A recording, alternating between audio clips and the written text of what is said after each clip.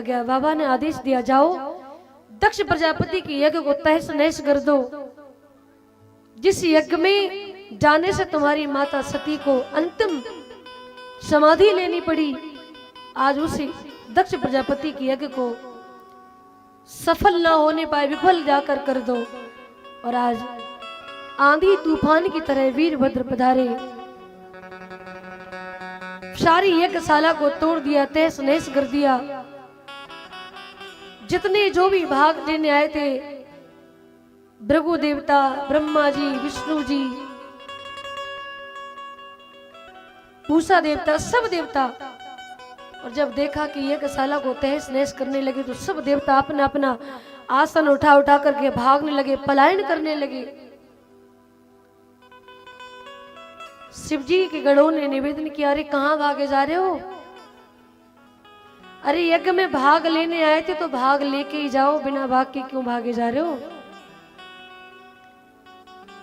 वीरभद्र जी ने कहते हैं कि भग देवता जो थे उनकी आंखें निकाल ली, पूषा देवता के दांत निकाल तोड़ दिए, यथा शक्ति सबको दंड दिया। जो लोग ठहाका लगा के हंस रहे थे तो उनके दांत निकाल लिए, और जो लोग दाढ़ी पर हाथ घुमा घुमा करके खूब आनंद ले रहे थे, क्या बढ़िया, बहुत अच्छा रहा, तो उनकी दाढ़ी ही तोड़ दी, मिटा दी। तो डर के मारे सब भागने लगे। शिव जी के गणों ने कहा, जो भी भाग लेने आए थे सब भाग लेकर के जाओ, बिना भाग के कोई भी नहीं जाएगा। अंत में सब पलायन कर गए, सब भागे। और यहां पर वीरभद्र जी ने दक्ष प्रजापति के सिर को धड़ से अलग किया और यज्ञ कुंड में स्वाहा कर दिया। बोले शंकर भगवान की जय, जय श्री सीताराम। सबके सब देवता भाग करके भूत भावन भोलेनाथ के पास पहुंचे, निवेदन करने लगे। तो जिसके दांत टूटे भगवान ने दांत वापस किए, जिसकी आंखें फोड़ दी उनको आंखें वापस की। और यहाँ पर दक्ष प्रजापति का जो सिर काट करके यज्ञ कुंड में स्वाहा कर दिया था, तो प्रसूति ने निवेदन किया कि हमारे पति ऐसे कैसे रहेंगे? तो बोले, बाबा तो बड़े दयालु हैं, बड़े कृपालु हैं। एक बकरे का सिर काटा और बकरे का सिर दक्ष प्रजापति के धड़ से जोड़ दिया। आज भी कभी कभी आप लोगों ने देखा होगा, हमारे महात्मा जी बैठे हैं आपके बीच में, संत भगवान बैठे हैं, तो देखा होगा कि अक्सर साधु संत उनको अनुभव उस चीज का ज्ञान है। तो भोले बाबा के मंदिर में जब भी जाते हैं तो वो बकरे की ध्वनि, बकरे की आवाज निकालते हैं शंकर जी के मंदिर में। बोले बकरे की आवाज क्यों निकालते हैं? बोले जब भी बकरे की आवाज कोई मंदिर में भोले बाबा के निकालता है तो बाबा को अपने ससुर जी याद आ जाते हैं, इसलिए बकरे की आवाज मंदिर में निकालते हैं। बोले शंकर भगवान की। इस प्रकार से फिर इसके बाद भोले बाबा माता सती का जो जला हुआ शरीर था उसको लेकर के आकाश मार्ग की ओर से भूत भवन भोलेनाथ प्रस्थान कर जाते हैं और कहते हैं, जहाँ सुता तुम्हारी सकल गुण खानी, सुंदर सगज सुशील सयानी, नाम उमा अंबिका भवानी। देवर्षि नारद कहते हैं, कहे मुनि बिघस गुण मृदुबानी, सुता तुम्हारी सकल गुण खानी।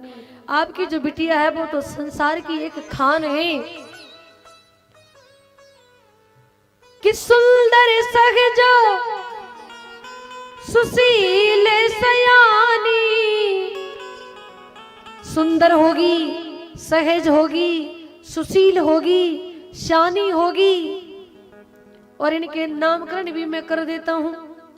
नाम क्या क्या होंगे आगे इनके? बोले नाम उमा, अंबिका, भवानी। और ये तो मैंने इनके नाम देख करके नाम बताए हैं, बाकी इनके नाम तो अनेक नाम होंगे। सुंदर, सहज, सुशील, सयानी, नाम उमा, अंबिका, भवानी। तो नामकरण भी कर दिया और भविष्य के बारे में भी देवर्षि जान रहे। दूसरी रेखा को पढ़ के देखा और लिखा कि सब लक्षण संपन्न कुमारी, और हुई है संतत पिय है प्यारी। आपकी बिटिया में कोई भी कमी नहीं है, एक भी लक्षण की, एक भी गुण की कमी नहीं है। बोले सब लक्षण संपन्न कुमारी, और जिस घर में जाएगी हुई है संतत प्रिय ही प्यारी। जिस घर में जाएगी उस पति को परम प्रिय लगेगी। इस प्रकार के गुण दोष देवर्षि नारद बता रहे हैं। अच्छा ये बताओ कि लक्षण किससे बोलते? लक्षण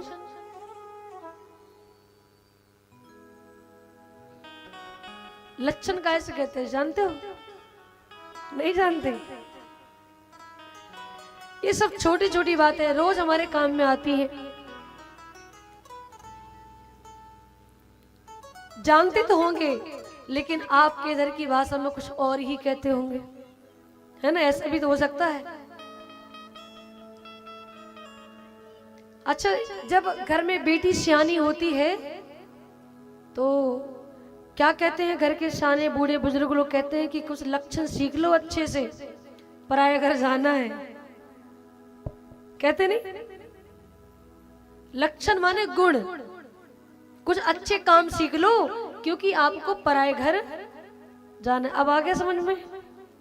तो देवर्षि नारद ने कहा कि आपकी बिटिया के अंदर किसी भी गुण की कमी नहीं है, किसी भी लक्षण की कमी नहीं है, सभी लक्षणों से परिपूर्ण है।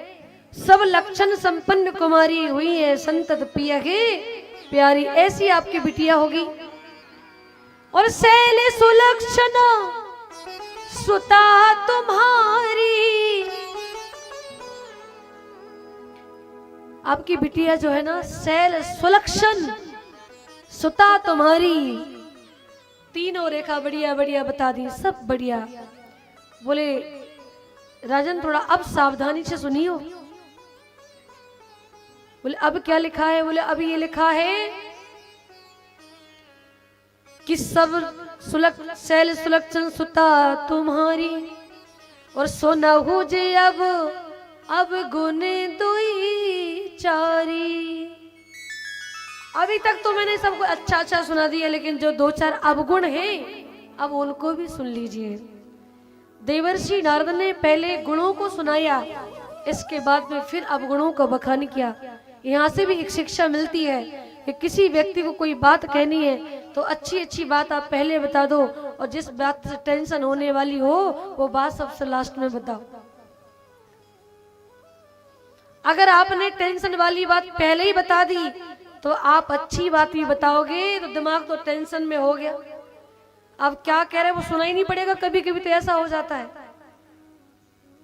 तो ऐसे ही देवर्षि नारद ने कहा कि अगर मैंने इनकी बिटिया के बारे में दो चार जो अवगुण लिखे हैं वो अगर पहले बता दिए तो अच्छी बात भी इनके पल्ले नहीं पड़ेगी, इसलिए पहले अच्छे अच्छे गुणों का बखान किया और फिर कह दिया सुनाओ जे अब अवगुण दो ही चारी। दो चार अवगुण हैं, अब वो भी सुन लीजिए। बोले अवगुण क्या है? बोले आपकी बिटिया के नसीब में जो दामाद होंगे वो कैसे होंगे? वो पति देव इनके। बोले अगुने अमान मात पितु ही ना, उदासीन सब संशय छीना। अगुण अमान मात पितु ही ना, बोले ना घर होगा, ना द्वार होगा, ना जगह जमीन ना प्रॉपर्टी, कुछ भी नहीं होगा। उदासीन सब संशय छीना, कुछ भी नहीं, माता पिता भी नहीं होंगे, घर परिवार भी नहीं होगा, रिश्तेदार भी नहीं होंगे। बोले तो बोले आपका होने वाला दामाद सिर्फ अकेला ही होगा और कुछ नहीं होगा।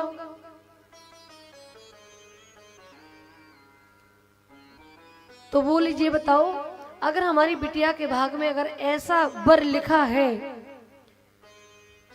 तो कहा जाए कि कोई बीमारी होती है तो क्या उसका इलाज नहीं होता? इलाज होता है ना। तो आपने ये तो बता दिया कि अवगुण 2-4 हैं जिनको पति ऐसे मिलेंगे। और कैसे मिलेंगे इनके पति? बोले जोगी जटिल अकाम मन नगनीय मंगल बेस, अस स्वामी यह कही मिलगी परी हस्त ऐसी रेखा। मैं नहीं कह रहा हूं, रेखा में लिखा है ऐसा। इनका पति जोगी होगा, जटाजूट वाला होगा, नगन अमंगल बेस वाला होगा, उसे कोई मान मर्यादा का कोई भान नहीं होगा, कोई ज्ञान नहीं होगा, ऐसा पति इनको मिलेगा। इतना ही सुन के राजा हिमांचल जी घबराए और कहा कि ये ना मिले ऐसा कोई उपाय बताओ। तो देवर्षि नारद समझ गए। कहते हैं कि दिमाग कभी कभी कैसा रखना चाहिए, बिल्कुल कंप्यूटर की तरह रखना चाहिए। आज देवर्षि नारद समझ गए कि बाबा तो बड़े रुष्ट, बड़े गुस्सा में है। सती जी से विवाह कर लिया था, सती ने उनकी बात नहीं मानी, जिद्दी थी, तो सती ने अपना खुद का अंत कर लिया। और इसी गुस्सा के मारे बोले बाबा समाधि लगा के बैठे।